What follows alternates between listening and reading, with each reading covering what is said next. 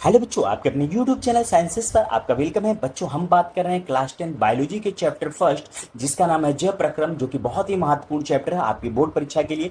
बच्चों, इसके पहले हमने पार्ट 1, पार्ट 2, पार्ट 3 में ढेर सारे टॉपिक को कंप्लीट कर लिया है। आज का हमारा जो वीडियो है बच्चों, वो पार्ट 4 है, यानी जैव प्रक्रम का ये पार्ट 4 है। इसमें हम मानव पाचन तंत्र यानी ह्यूमन डाइजेस्टिव सिस्टम के बारे में बात करेंगे। तो बच्चों, अगर अभी तक आपने चैनल को सब्सक्राइब नहीं किया तो चैनल को जरूर सब्सक्राइब करें और वीडियो को ज्यादा से ज्यादा शेयर करिए। आइए बच्चों, स्टार्ट करते हैं आज के अपने टॉपिक को। बच्चों, लास्ट तक बने रहिए, ढेर सारे इंपॉर्टेंट टॉपिक्स के बारे में बात करेंगे, ढेर सारे हेडिंग को हम यहाँ पे कवर करेंगे जो आपको बोर्ड परीक्षा में अच्छे नंबर दिलाने में सहायक होंगे। तो देर न करते हुए आज के अपने टॉपिक को स्टार्ट करते हैं। आपने बहुत इंतजार किया इस वीडियो का, आइए स्टार्ट करते हैं आज के अपने टॉपिक को। देखिए बच्चों, आज का हमारा जो टॉपिक है वो है मानव पाचन तंत्र यानी ह्यूमन डाइजेस्टिव सिस्टम किसको कहते हैं। तो आपके सामने स्क्रीन पर डायग्राम दिख रहा होगा। डायग्राम में अगर हम बात करते हैं बच्चों, तो ये देखिए, जीवा हो गई, मुख हो गया यानी मुखगुआ हो गया, ग्रसिका हो गई, अमाशय हो गया, नीचे हम क्षुद्रांत की बात करेंगे, फिर बृहदांत की बात करेंगे, फिर गुदाद्वार की बात करेंगे। यहाँ पे बच्चों देख सकते हो परिशेषिका, अग्न्याशय, फिर पित्तनली, पित्ताशय और यकृत। ये सब आपको इंपॉर्टेंट टॉपिक ग्रासनरी के फॉर्म में पढ़ने हैं। तो बच्चों, यहाँ पर ये ढेर सारे जो नाम आप देख रहे हो, ये हमारे डाइजेस्टिव सिस्टम यानी पाचन तंत्र के क्या हैं, ये प्रमुख अंग हैं। और इसके बाद कुछ हमारी ग्रंथियां होती हैं जो पाचन तंत्र में सहायता करती हैं, हम उनको भी यहाँ पे कवर करेंगे। तो बच्चों, आज हम देखेंगे मानव पाचन तंत्र क्या होता है। तो आप देख सकते हो, यानी मुख से लेके, कहां से, मुख से लेके, ठीक है, ये ढेर सारे जो डायग्राम आप देख रहे हो, मुख से लेके बच्चों यहां तक एनस तक यानी गुदा द्वार तक जो अंग पाए जाते हैं, इन्हीं को हम क्या कहते हैं, पाचन तंत्र कहते हैं या अंग तंत्र कहते हैं पाचन सिस्टम का। आइए स्टार्ट करते हैं आज के अपने टॉपिक। पाचन तंत्र अगर हम बात करें तो भोजन के अंतःग्रहण से लेकर मल त्याग तक एक तंत्र जिनमें अनेक अंग और ग्रंथियां आदि सम्मिलित हैं। आपने डायग्राम में ऊपर देखा, यह सब एक साथ मिलकर कार्य करते हैं, यानी ये पाचन तंत्र कहलाते हैं। आपने ये डायग्राम नीचे देखा, यहां से हम शुरू हुए और गुदा द्वार तक आए थे हम, ठीक है। तो ये क्या होंगे, पाचन तंत्र कहलाएंगे। आगे जो बच्चों आपको हेडिंग पढ़नी है वो पाचन के फॉर्म में पढ़ना है, यानी डाइजेशन किसे कहते हैं। तो देखिए, कुछ करना नहीं आपको, जो जटिल पदार्थ होते हैं, कौन से पदार्थ, जटिल पदार्थ को with the help of enzyme, किसकी सहायता से, एंजाइम की सहायता से सरल पदार्थों में, इसमें सरल पदार्थों में, और ये पदार्थ जो होने चाहिए ये घुलनशील होने चाहिए। कैसे होने चाहिए, घुलनशील होने चाहिए। सरल पदार्थों में तोड़ने की प्रक्रिया, कौन सी प्रक्रिया, तोड़ने की प्रक्रिया यानी ब्रेक डाउन करने की प्रक्रिया क्या कहलाएगी, पाचन कहलाएगी, ठीक है। तो जटिल पोषक पदार्थों व बड़े अणुओं को विभिन्न रासायनिक क्रियाओं तथा एंजाइम की सहायता से सरल, छोटे व घुलनशील पदार्थों में परिवर्तित करने की प्रक्रिया क्या कहलाती है, पाचन कहलाती है बच्चों। तो फिर से देखिएगा, जटिल पोषक पदार्थों व बड़े अणुओं को विभिन्न रासायनिक क्रियाओं तथा एंजाइम की सहायता से सरल, छोटे व घुलनशील पदार्थों में परिवर्तित करने की प्रक्रिया को पाचन कहते हैं। क्या कहते हैं बच्चों, पाचन कहते हैं। अगली जो हेडिंग हमको नेक्स्ट हेडिंग जो पढ़नी है वो पढ़नी है आहार नाल यानी एलिमेंट्री कैनाल, ठीक है। तो इस जो आहार नाल होती है बच्चों, इसको पोषण नाल भी कहते हैं, क्योंकि यहीं पे पोषण जो होता है हमारे शरीर को मिलता है। और इसकी कुल लंबाई जो होती है 8 से 10 मीटर होती है। और आहार नाल के बच्चों कुछ प्रमुख भाग होते हैं, जैसे मुख, ग्रसनी, ग्रासनरी, अमाशय, छोटी आंत, बड़ी आंत और क्या होगा, मल द्वार होगा, ठीक है। इसके बाद बच्चों कुछ ऐसे हिस्से होते हैं जिनको हम पाचक ग्रंथि के नाम से जानते हैं, यानी डाइजेस्टिव ग्लैंड्स के नाम से जानते हैं। इनमें लार ग्रंथि, यकृत ग्रंथि और अग्न्याशय होते हैं, जो कि बहुत ही महत्वपूर्ण रोल प्ले करते हैं। बच्चों, इसमें जो पहली हेडिंग हमको पढ़नी है वो मुख गुहा। मुख गुहा, अगर हम मुख गुहा की बात करें तो दो होठों से क्या होता है, ये दो होठों से घिरा हुआ मुख मुख गुहा में खुलता है। हमारे जबड़े में 32 दांत होते हैं, ठीक है। हमारे जबड़े की बात करें, मुख गुहा की बात करें तो 32 दांत होते हैं। और प्रत्येक जबड़े में 2 जोड़ी कृंतक, 1 जोड़ी रदनक, 2 जोड़ी अग्रचंवड़क तथा 3 जोड़ी चंवड़क दांत होते हैं, ठीक है। तथा लार, इसमें जो हमारा मुख गुहा होता है इसमें लार पाया जाता है और लार में टाइलिन एंजाइम पाया जाता है, जो कि स्टार्च का क्या करता है बच्चों, पाचन करता है, करता है, स्टार्च का पाचन करता है।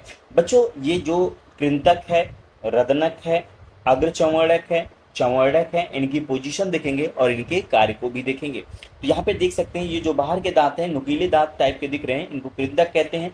अंदर की तरफ जो बीच में है रदनक, फिर अग्रचंवड़क और चंवड़क दांत होते हैं, ठीक है। अगर हम बात करें तो कृंतक की संख्या 2 होती है, रदनक की 1 संख्या होती है और अग्रचमड़क की 2 और चमड़क की संख्या 3 होती है। ये जोड़ी में होते हैं। तो इसीलिए जो मानव का दंत सूत्र का फॉर्मूला होता है वो 21-23/21-23 होता है। कितना होता है? 21/21-23 होता है। ध्यान देने वाली बात है कि हमारे दांत जो होते हैं बच्चों मसूड़ों में धसे होते हैं। कहाँ पे? मसूड़ों में धसे होते हैं, इसलिए इनको गर्त दंती के नाम से हम जानते हैं। किस नाम से जानते हैं? गर्त दंती के नाम से जानते हैं। अगर हम 32 दांत को 2 भागों में डिवाइड करें, कितने भागों में? 2 भागों में, तो पहली संख्या 12 होगी और दूसरी संख्या 20 होगी। ये जो 12 दांत है बच्चों जीवन में सिर्फ एक बार ग्रो करते हैं, इसलिए इनको एक बार दंती के नाम से जानते हैं। किसके नाम से? एक बार दंती के नाम से जानते हैं। अगर हम बात करें ये 20 वाले दांतों की संख्या को, तो ये जो 20 वाले दांत हैं ये जीवन में 2 बार ग्रो करते हैं, इसलिए इनको द्विबार दंती के नाम से हम जानते हैं। ठीक है, किसके नाम? जीवन में 2 बार ग्रो करते हैं, इसलिए इनको द्विबार दंती के नाम से हम जानते हैं। ठीक है, और ये देख सकते हैं आप कि जो कृंतक है, रदनक है, अग्रचमड़क है, चमड़क, ये कुल मिला के 4 तरह के हमारे दांत हैं। ये डिफरेंट डिफरेंट टाइप के दांत हैं, तो इसको हम बच्चों क्या बोलते हैं? विषम दंती बोलते हैं। यानी 4 प्रकार के दांत हैं, इसलिए हमारे दांत कैसे हैं? विषम दंती हैं। इनके कार्य करने का तरीका भी अलग है। कृंतक क्या करेगा? पहले किसी दांत को, जो कृंतक दांत होगा वो किसी चीज को क्या करेगा? चीरेगा। रदनक फाड़ देगा। अग्रचमड़क क्या करेगा? उसको पीसेगा। और चमड़क भी भोजन को पीसने का काम करते हैं। ठीक है, तो ये हमारे दांतों के कुछ काम थे। अगर हम बात करें बच्चों तो जीवा भी यहीं पर पाई जाती है। क्या पाई जाती है? टंग जो होती है वो यहीं पर पाई जाती है। ठीक है, जीभ जो होती है बच्चों अगर हम बात करें तो ये मान लीजिए इस तरह से हमारी जो जीभ है ये पीछे से फ्रेनुलम नामक एक अंग होता है, उससे क्या होती है? ये जुड़ी होती है। जिह्वा पे बहुत सारी क्या होते हैं? स्वाद कलिकाएं पाई जाती हैं, जो हमें स्वाद का क्या करती हैं? अनुभव कराती हैं। ठीक है, अगर हम जीभ की बात करें तो जीभ के 2 काम है। पहला काम होता है भोजन को, ठीक है, जीभ का जो काम होता है बच्चों भोजन को इसके साथ सलाइवा के साथ मिक्स करने का काम करती है। सलाइवा मिक्स करने का काम करती है। और दूसरा शब्दों को बनाने का काम करती है, यानी आर्टिकुलेशन ऑफ स्पीच का काम करती है। तो ये बच्चों हमारे जीवा थे, दांत थे, और ये मुख और मुख हुआ हमारा क्या हुआ? कंप्लीट हुआ। आगे जो हमको हेडिंग पढ़नी है बच्चों वो पढ़नी है ग्रसनी के बारे में। बच्चों डायग्राम में हमने मुख और यानी मुख गुहा को कंप्लीट कर लिया है। ठीक है, अब मुख गुहा के जस्ट नीचे आप देख सकते हो ये वाला जो हिस्सा होता है वो ग्रसनी कहलाता है। क्या कहलाता है? ग्रसनी कहलाता है। आइए ग्रसनी के कार्य को हम देखते हैं। ठीक है, तो ग्रसनी को हम फेरिंग्स के नाम से जानते हैं। किसके नाम से जानते हैं बच्चों? फेरिंग्स के नाम से जानते हैं। मुख गुहा का पिछला हिस्सा ग्रसनी कहलाता है, और ग्रसनी में अंदर एक छिद्र होता है जिसे निगल द्वार कहते हैं। ग्रसनी के पास एक ग्रास नली घाटी द्वार होता है। घाटी द्वार के पास एक मुलायम तालु लटका होता है जिससे युवाला या एपिग्लॉटिक्स कहते हैं। जीभ के अंतिम सिरे पर निगल द्वार के आसपास 2 फूले भाग होते हैं जिन्हें टॉन्सिल्स कहते हैं। ये कुछ पॉइंट्स हैं जिनको बच्चों आपको क्या करना पड़ेगा? याद करना पड़ेगा। तो फिर से देख लीजिए, मुख गुहा का पिछला हिस्सा ग्रसनी कहलाता है। ग्रसनी के अंदर एक छिद्र होता है। क्या होता है? छिद्र होता है जिसे निगल द्वार कहते हैं। और ग्रसनी के पास ग्रास नली घाटी द्वार होता है। और घाटी द्वार के पास एक मुलायम तालु लटका होता है जिसे यूवुला या एपिग्लॉटिक्स कहते हैं। और जीभ के अंतिम सिरे पे निगल द्वार के आसपास 2 फूले भाग होते हैं जिन्हें टॉन्सिल्स कहते हैं। ये फेरिंग्स का काम आपको समझिए। फेरिंग्स में अगर हम बात करें तो ये 2 विंड पाइप, इस तरह से एक पाइप होती है। एक मान लीजिए ये सांस लेने के लिए पाइप होती है और एक भोजन के लिए पाइप होती है। इसी पे एक ढक्कन की तरह होता है जिसको हम क्या कहते हैं? एपिग्लॉटिक्स कहते हैं। ठीक है बच्चों, ग्रसनी के बाद अब आपको जो बच्चों पढ़ना है वो ग्रास नली को देख लेते हैं। किसको देख लेते हैं? ग्रास नली को। ठीक है, तो हम ग्रसनी के बाद जो आएगा वो ग्रास नली आएगी। ठीक है, तो ग्रास नली में देखेंगे यह 25 सेंटीमीटर लंबी होती है। ठीक है, ये श्वास नली के पीछे होती है। यह अमाशय में खुलती है। कहाँ खुलती है? अमाशय में खुलती है। और इसमें क्रमाकुंचन गति होती है। कैसी गति होती है? क्रमाकुंचन गति होती है। और खास बात याद रखना है कि इसमें भोजन का पाचन नहीं होता है, क्योंकि यहाँ पर किसी भी प्रकार के पाचक एंजाइम उपस्थित नहीं होते हैं। लेकिन ध्यान देने वाली बात है कि यहाँ पे श्लेष्म या म्यूकस एक चिपचिपा पदार्थ होता है जो हमारे डाइजेस्टिव सिस्टम में पाया जाता है। श्लेष्म बोला जाता है उसको। श्लेष्म या म्यूकस बनता है और श्लेष्म एक चिपचिपा पदार्थ होता है। तो आप ग्रास नली देख सकते हैं यहाँ से, ये जो ग्रास नली है, ठीक है, ये ग्रास नली यहाँ तक है। ठीक है, आप ग्रसनी के जस्ट नीचे ग्रास नली को आप देख सकते हैं। ठीक है, किसको? ग्रास नली को देख सकते हैं। और यहाँ पे अगर आप नोटिस करें इस डायग्राम में कि जैसे भोजन यहाँ से नीचे आएगा तो यहाँ पे ये क्या करेगा, क्रमाकुंचन गति यानी टेढ़ी मेढ़ी गति जो होगी उसी को हम क्या कहते हैं, इस तरह की जो मोशन होते हैं उसी को हम क्रमाकुंचन गति के नाम से जानते हैं। और ये क्रमाकुंचन गति क्या होती है, भोजन को आगे यानी निचले हिस्से में पहुंचाने का क्या करती है, कार्य करती है। यहाँ पे किसी भी तरह का कोई पाचन नहीं होता। क्यों नहीं होता है, क्योंकि पाचन करने के लिए हमें एंजाइम की जरूरत पड़ती है, जो कि यहाँ पे किसी भी प्रकार की एंजाइम उपस्थित नहीं है। एंजाइम ना होना ठीक है एक अलग बात है, लेकिन यहाँ पे एक प्रोडक्ट पाया जाता है जिसको हम श्लेष्म के नाम से जानते हैं, यानी म्यूकस के नाम से जानते हैं। किसके नाम से, श्लेष्म या म्यूकस के नाम से हम जानते हैं बच्चों। ठीक है, आगे आइए देखते हैं हम ग्रास नली के बाद बच्चों आपको अमाशय के बारे में पढ़ना है। किसके बारे में, अमाशय के बारे में पढ़ना है। ये वाला जो हिस्सा आप देख सकते हो ये अमाशय है। अमाशय 3 भाग से बना होता है। कितने भाग से, 3 भाग से अमाशय बना होता है। 3 भाग में जो ये वाला हिस्सा होता है बच्चों, इसको हम क्या कहते हैं, कार्डियक या जठरागम भाग कहते हैं। ठीक है, ये बॉडी कहलाती है। बीच वाला हिस्सा क्या कहलाती है, बॉडी फंडस भाग कहलाता है। और ये नीचे की तरफ जो बच्चों होता है वो जठर निर्गामी भाग होता है। यानी अमाशय के कुल कितने पार्ट हैं, 3 पार्ट हैं, जो आपको ध्यान नहीं देना, बस इतना ध्यान रखना है कि अमाशय क्या होता है। तो आइए अमाशय के बारे में हम पढ़ते हैं। ठीक है, किसके बारे में बच्चों, अमाशय के बारे में पढ़ते हैं। तो यह एक जे प्रकार की थैलीनुमा संरचना होती है। कैसी होती है बच्चों, जे प्रकार की थैलीनुमा संरचना होती है। और इसकी लंबाई जो होती है वो 25 से 30 सेंटीमीटर और चौड़ाई 7 से 10 सेंटीमीटर होती है। यह बाईं ओर स्थित होती है। इसमें जठर ग्रंथियां पाई जाती हैं जो जठर रस निकालती हैं। और ये जठर रस क्या करते हैं, हमारे भोजन को पाचन में हेल्प करते हैं। अब कौन कौन से जठर रस होते हैं बच्चों, उनको देख लीजिए आप। जठर रस, ठीक है, ये अमाशय के बारे में था, फिर से देख लीजिए। यह एक जे प्रकार की थैलीनुमा संरचना होती है। इसकी लंबाई 25 से 30 सेंटीमीटर तथा चौड़ाई 7 से 10 सेंटीमीटर होती है। यह बाईं ओर स्थित होती है। इसमें जठर ग्रंथियां पाई जाती हैं जो जठर रस निकालती हैं। अब ये जो जठर रस होते हैं वो 3 प्रकार के होते हैं, HCl यानी हाइड्रोक्लोरिक अम्ल, पेप्सिन और श्लेष्मा। HCl क्या करता है, भोजन के पाचन में सहायता करता है। और पेप्सिन क्या करता है, प्रोटीन के पाचन में सहायता करता है। जबकि श्लेष्म क्या करेगा, यानी श्लेष्मा क्या करेगा, आमाशय के आंतरिक दीवारों में HCl से रक्षा करता है। HCl क्या है, एसिड की तरह काम करता है, जो हमारे अंदर के यानी पेट के अंदर के यानी जो हमारे अमाशय के अंदर का हिस्सा है उसको क्या कर सकते हैं, ये डैमेज कर सकते हैं। तो उससे बचाने के लिए श्लेष्मा की आवश्यकता पड़ती है, यानी श्लेष्मा की आवश्यकता पड़ती है। ये जो श्लेष्मा होता है ये HCl से हमारी क्या करता है बच्चों, रक्षा कर।